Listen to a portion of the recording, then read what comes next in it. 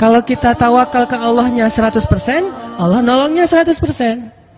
Dan ukuran persentase itu yang tahu cuma kita, karena di hati kita itu yang muncul. Ada satu titik keraguan, berarti kurang dari 100%. Keraguan itu memperlambat datangnya pertolongan dan keajaiban dari Allah. Makanya aku tergantung prasangka hambaku kepadaku. Kenapa ada orang di zaman dulu tuh kayak dapat karomah, keajaiban-keajaiban dalam hidupnya. Kayak nggak mungkin terjadi secara logika dan ilmiah. Karena memang dia yakinnya ke Allah itu 100%. Apakah kalau kayak gitu kita nggak perlu ikhtiar? Perlu, tapi ikhtiar nggak ada hubungannya dengan keyakinan. Ikhtiar itu hubungannya dengan kewajiban. Allah yang suruh ikhtiar, tapi yakin berhasil apa enggak, itu urusan yang kedua. Urusan hati antara kita dengan Allah Subhanahu Wa Taala. Kayak kita minum obat. Tentunya kita harus beli obat yang paling bagus, dokter yang paling recommended, yang spesialis. Oke, itu ikhtiar. Tapi kalau sampai hati kita terlibat dengan ikhtiar itu, meyakini bahwa kalau ini pasti sembuh, kalau ini kayaknya nggak ada harapan, soalnya dokter juga nggak ahli, berarti hati kita sudah terpaut dengan makhluk dan berarti sudah berkurang yakinnya kepada Allah. Saat itu kita tidak akan melihat keajaiban. Yang terjadi dalam hidup kita saat itu apa? Hal-hal yang ilmiah. Kenapa kita hanya ngalamin hal-hal yang ilmiah? Karena kita yakinnya kepada hal yang ilmiah. Kenapa ada orang yang ngalamin hal-hal yang sifatnya miracle? Karena dia yakinnya kepada mukjizat, yakinnya kepada aun atau pertolongan dari Allah Subhanahu Wa Taala. Jadi bukan kita tidak berikhtiar, ini bab a'malul qulub, amal hati. Apakah hati kita yakin gak sama Allah Subhanahu Wa Taala? Dan Umar mendengar cerita itu semakin yakin sama Allah. Makanya nanti muncul kasus di zaman Umar tuh luar biasa. Ini presiden kalau imannya 100% ke Allah, ada masalah di negaranya tuh, dia tinggal bilang ya Allah beres tuh masalah. Jadi di Mesir waktu itu ada musim paceklik, sampai sungai Nil tuh hampir habis tuh. Sehingga air sungai Nil nggak mengalir lagi ke ladang-ladang jagung, gandumnya orang-orang Mesir. Dan orang Mesir yang dulunya menyembah anak sapi betina, mulai syirik lagi nih. Mulai berpikir, kalau kayak gini mah sama aja. Setelah Islam datang kita tetap aja susah, paceklik. Mending kita doa lagi ke nenek moyang kita, dewa-dewa yang dulu. Gubernur Mesir yang namanya Amr bin As waktu itu ngirim surat kepada Umar ke Madinah. Ya Amirul Mukminin, Mesir sedang diuji oleh Allah dengan kekeringan.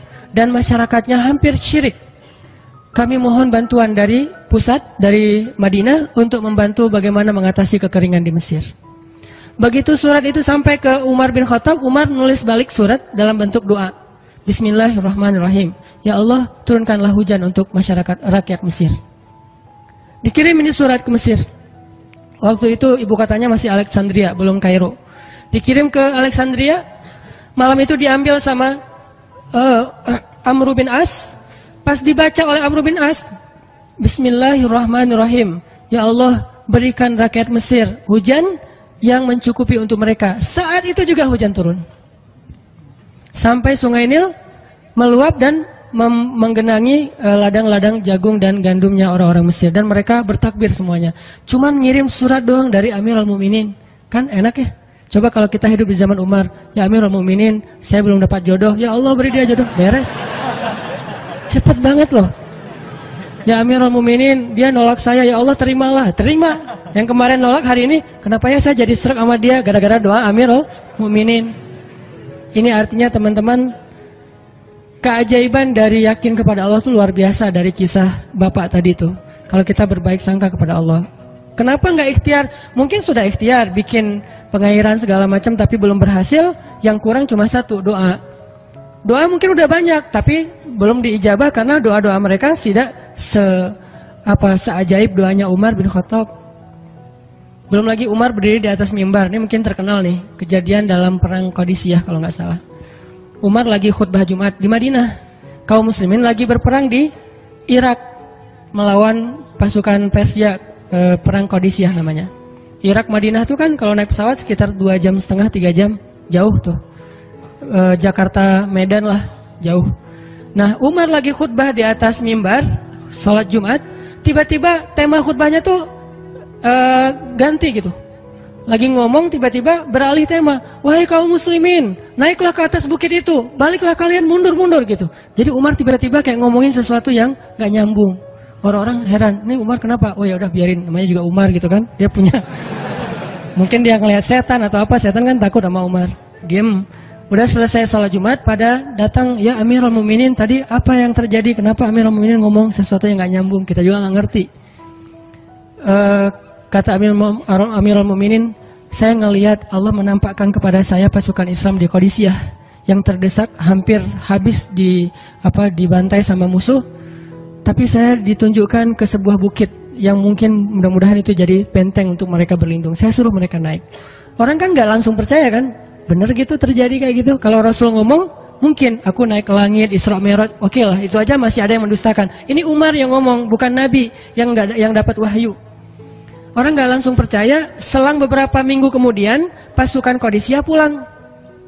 Jadi utusan mereka pulang bawa berita tentang kemenangan perang dalam perang Qadisiyah. Dia cerita, suatu hari di hari Jumat, kami sedang berperang.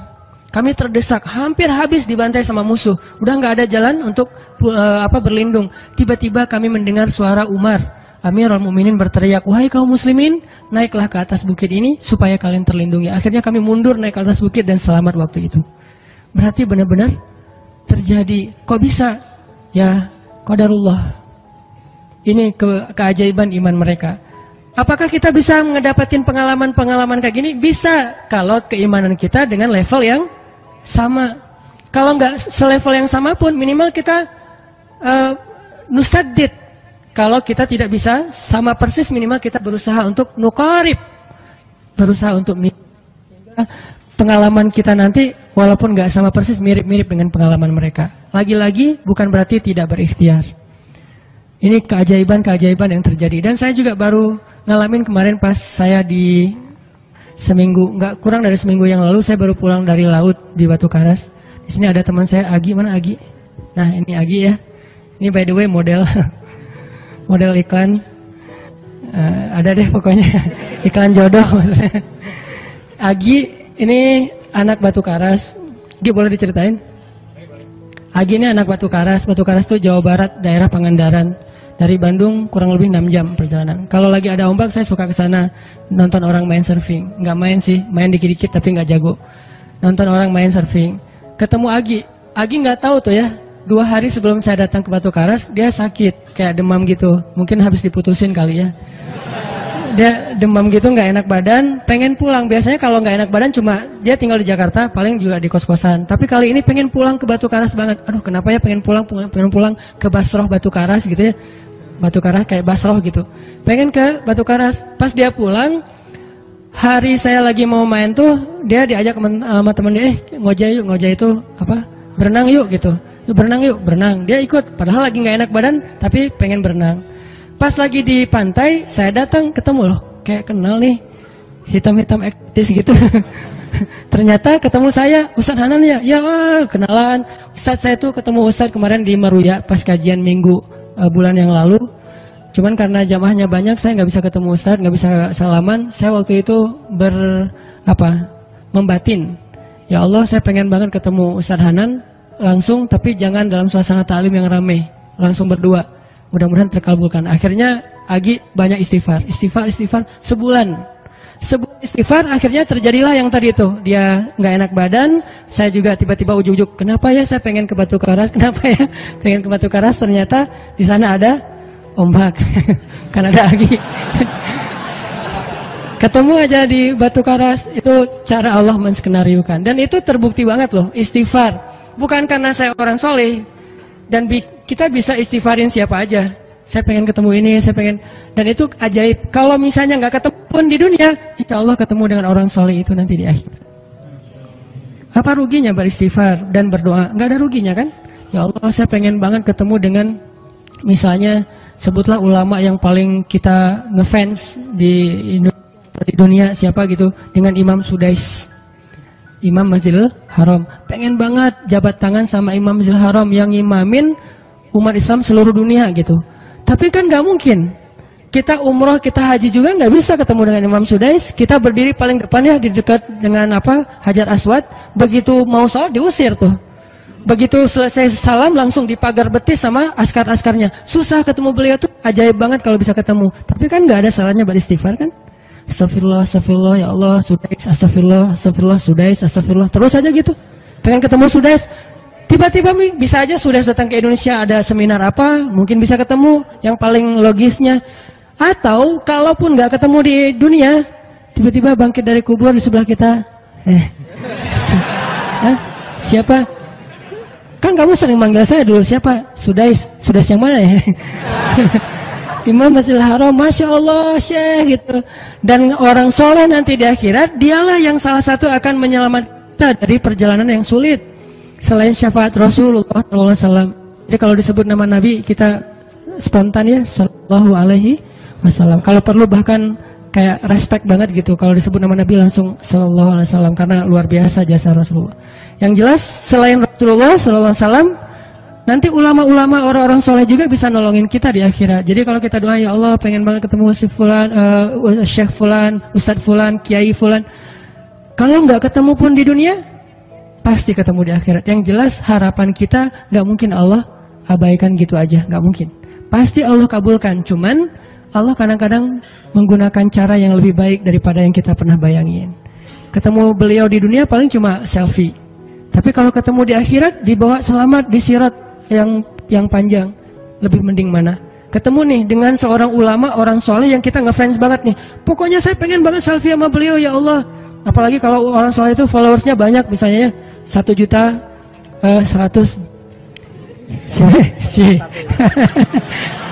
Sedikit itu mah, banyak model yang 17 juta, 19 juta. Pengen followersnya nambah kalau selfie sama beliau. Cuma nambah followers. Tapi kalau ketemunya di akhirat, nambah apa?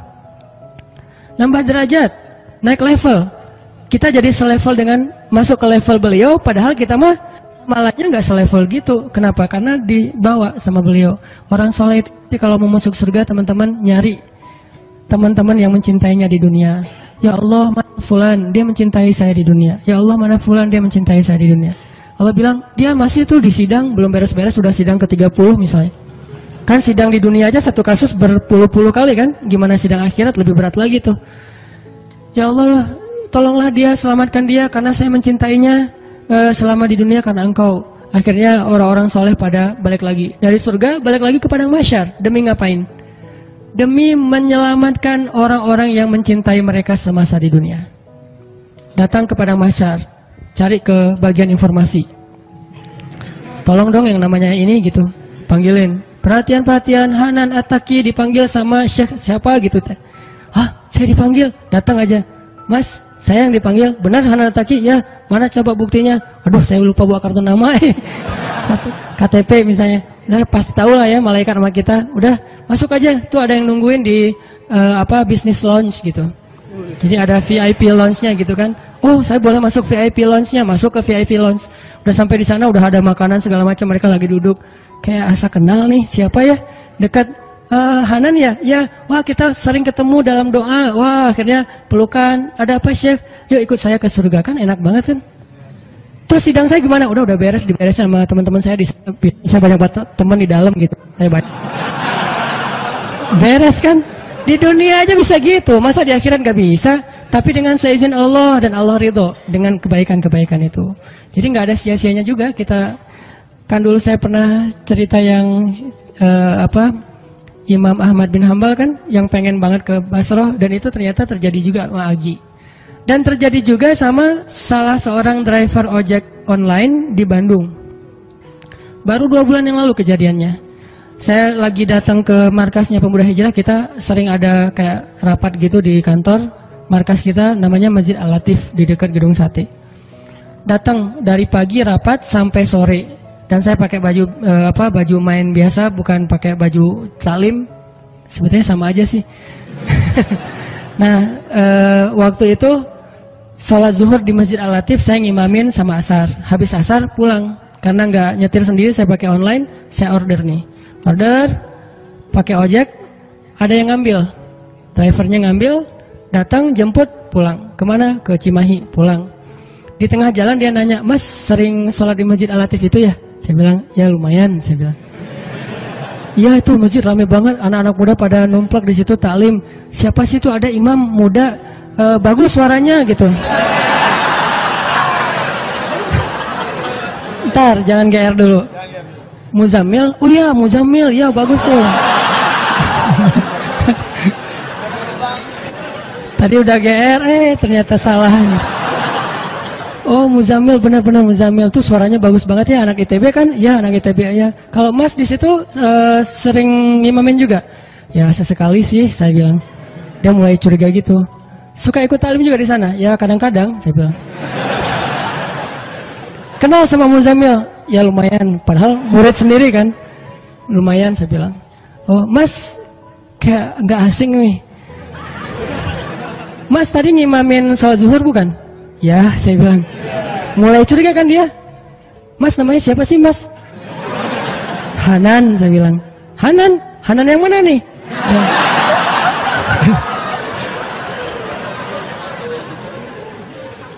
Saya bilang Hanan Taki. Wah, langsung oleng dia mah.